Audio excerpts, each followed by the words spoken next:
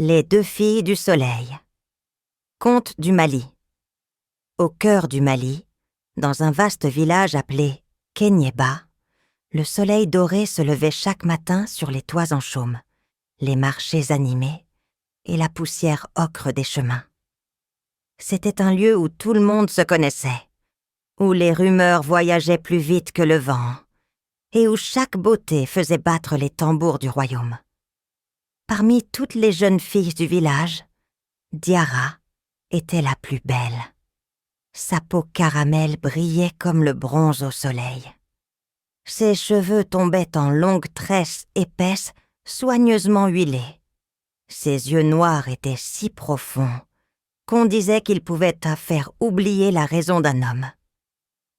Mais derrière cette beauté éclatante se cachait un grand défaut, la paresse. Tandis que les autres jeunes filles aidaient leurs mères au champ, Diarra restait assise devant un petit miroir en cuivre. Elle aimait se contempler, essayer ses colliers de perles et ajuster ses boucles d'oreilles. Elle disait souvent « Pourquoi devrais-je me fatiguer ? Je suis née pour être reine, pas pour transpirer. » Sa mère, Aminata, soupirait chaque jour. « Ma fille, la beauté attire les hommes.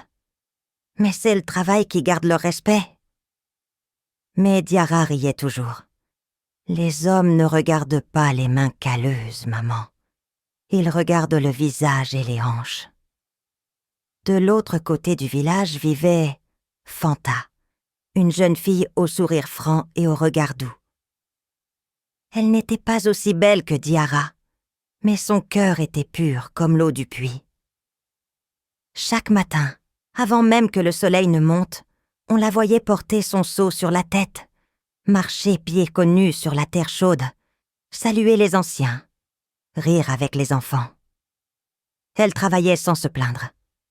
Et malgré la sueur, elle gardait toujours son élégance naturelle. Les femmes disaient d'elle « Cette fille a le cœur d'une reine ».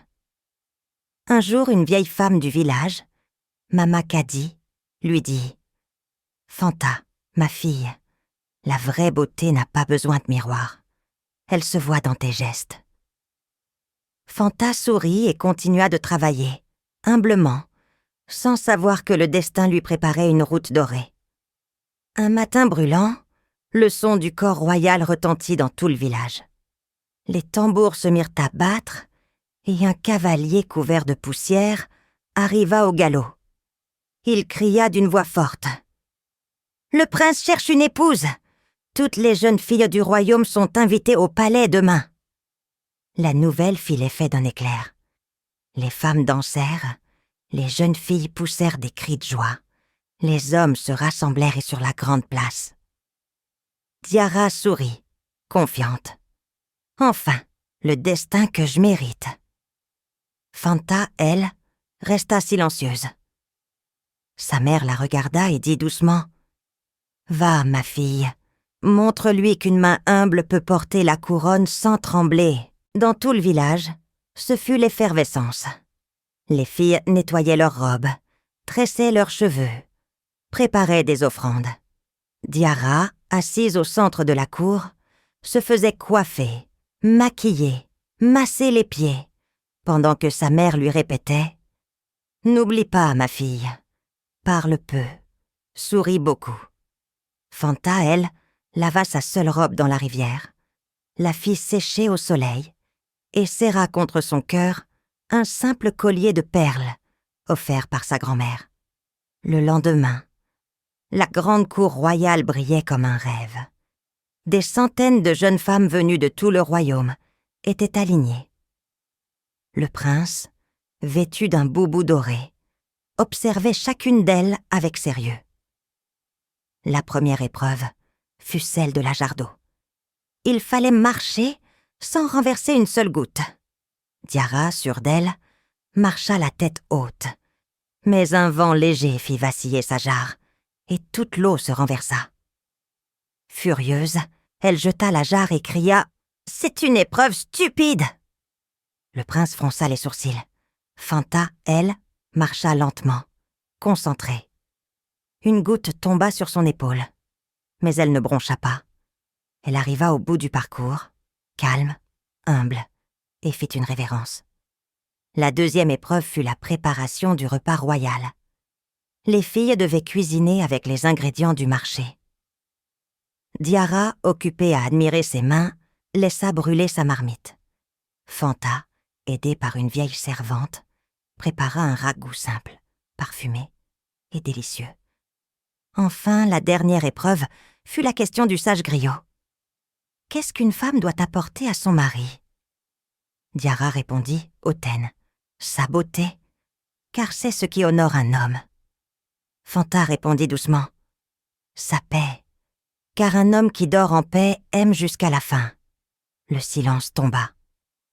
Le prince baissa la tête. Il venait de trouver son épouse.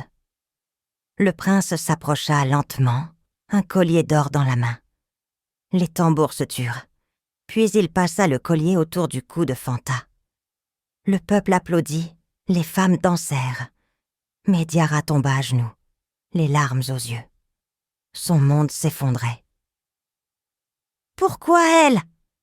C'est moi la plus belle !» Mais la beauté sans humilité n'a pas de racine. Sous un ciel gris, Diarra quitta le village, pagne trempé, bijoux oubliés. Elle marchait seule sous la pluie, sans but. Mon miroir était brisé. Au détour d'un chemin, elle rencontra une vieille femme, Mama Sira, qui lui dit « Quand on perd tout, c'est souvent pour mieux apprendre à se retrouver. » Elle l'accueillit chez elle, dans une petite case au bord du fleuve. Diarra apprit à balayer, à cultiver, à coudre. Ses mains, autrefois douces, devinrent solides. Et dans la flamme d'une lampe à huile, elle retrouva une autre lumière, celle de la sagesse. Les années passèrent. Fanta et le prince régnaient avec bonté. Un jour, en traversant le marché, Fanta aperçut une femme qu'elle reconnut à peine. Diarra. Amaigrie, mais apaisée. Elle descendit de son cheval et lui tendit la main. « Ma sœur, viens, ce n'est pas ta beauté que tu as perdue, mais ta fierté. Aujourd'hui, tu la retrouves. » Les deux femmes s'enlacèrent sous les acclamations du peuple. Le prince, ému, ajouta « La couronne n'est rien sans l'humilité. Et la beauté sans bonté n'est qu'une ombre d'Iara. » Ouvrit une petite école pour les jeunes filles. Elle leur apprit à lire, à tisser, à chanter, à croire en elles. Chaque soir, elle montait sur la colline du village, regardant le soleil se coucher derrière les arbres. Un vent léger faisait flotter son foulard rouge. Et dans le silence du soir, elle murmurait « La beauté attire les regards, mais seule la bonté retient les cœurs. »